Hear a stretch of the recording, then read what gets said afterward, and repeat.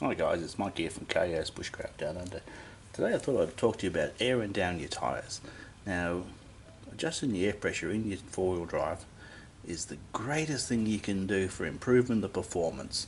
It's better than high lift kits, huge tyres, diff lockers. Getting the most contact point you can get with the ground, with your tyres that you have on your vehicle is the best bang for your buck. Now, my vehicle's fitted with an 18-inch rim, which isn't ideal, but it's what the car came with. And I'll have to put up with it until I can source some smaller diameter steel wheels. That'll give me more tyre to play with. So I'm a little bit restricted in how far I can air down without risking damaging this rim. So currently, what I've been trialling, I'm running about 36 psi Tyre pressure for corrugated roads and tracks with a few rocks. I dropped to 26 psi, but I won't go over 80 kilometers an hour at 26 psi. On sand, I dropped down to 16, and if I'm stuck, so far I haven't been, touch wood, I'll drop it down to 10 to 12 psi and walk it out. Now, if you're already driving, you lose momentum on sand, and you're stuck. It's tempting to put your boot in and hope you'll power out, but you're already stopped from a moving position. So carburetor off, let it roll to a stop, air down, and chances are it will drive out on its own. So to air your tyres down, now for eons all I used was a tool like this. This is a car and truck tyre valve remover. You can see it's in better days. Now note it has a hole all the way through it. So this allows the valve core, now this is what we call a Schrader valve core, for it to get hold of it, and it keeps the valve in the closed position so that when you're unlocking it, all you're feeling is this collar. Okay, so naturally enough it normally lives inside the valve nipple. So I'll unscrew this one. So there it is there. They're all a standard size, though the designs vary a bit.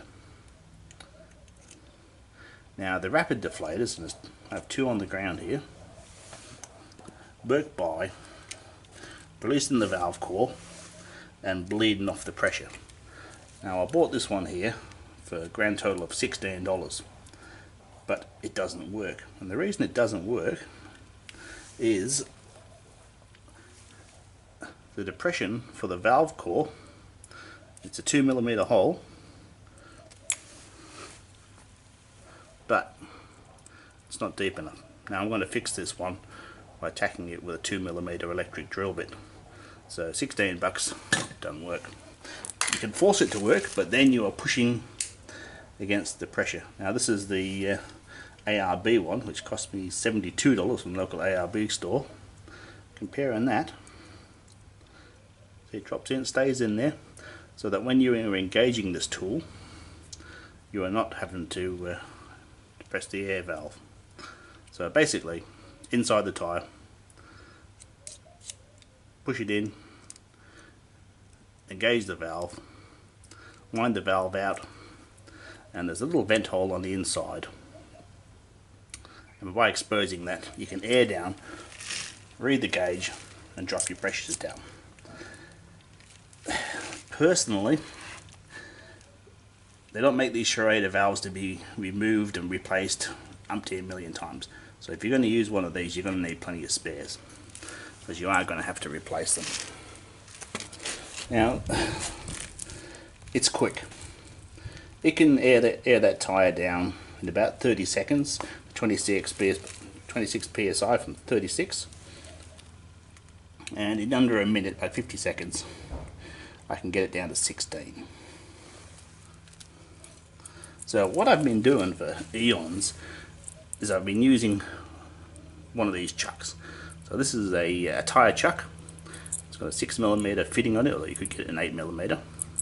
Doesn't really make any difference. It costs a grand total of about $2 each. So this works by depressing the valve, as you can with a stick. So this part of the valve is designed for you to be checking the tyre pressures every couple of tankfuls of fuel. So it's designed to be opened and closed a lot. So I normally I count to 30 slowly to drop from 36 to 26, which is about 40 seconds. So I'll give you a quick demo. So you don't have to listen to me slowly count to 30. I'll use the counter. So I just clip this on. I did check the tyre and it is at 36 psi cold. That was fortunate. Now none of these rapid deflators can you use the gauge on there when the tyre valve's screwed in, so you do need a separate gauge. So that's another thing that you have to figure out.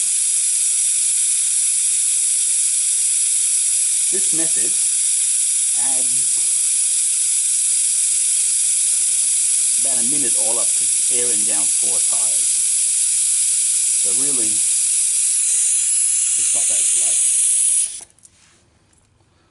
So I'll stop that at about 40. Let's see where we are with the valve. And oh, jagged. So there we are, 26 psi. So as the pressure reduces, it will take longer.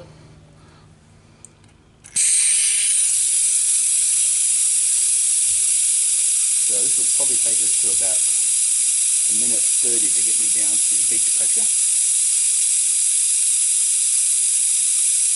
Now you can see what's happening here. It is bulging a little bit there, but that's not the important one. The thing is, the footprint is getting longer.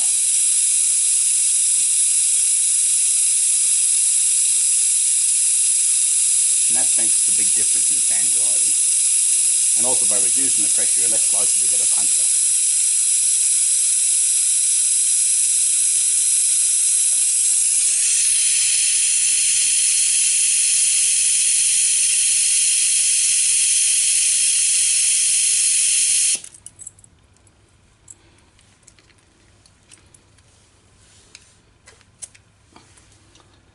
And there I am, 16 psi.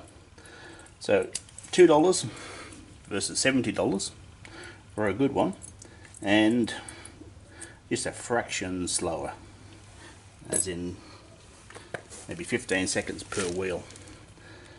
Personally, I don't think the rapid deflator is worth the money. Anyway, thanks for watching. Bye for now.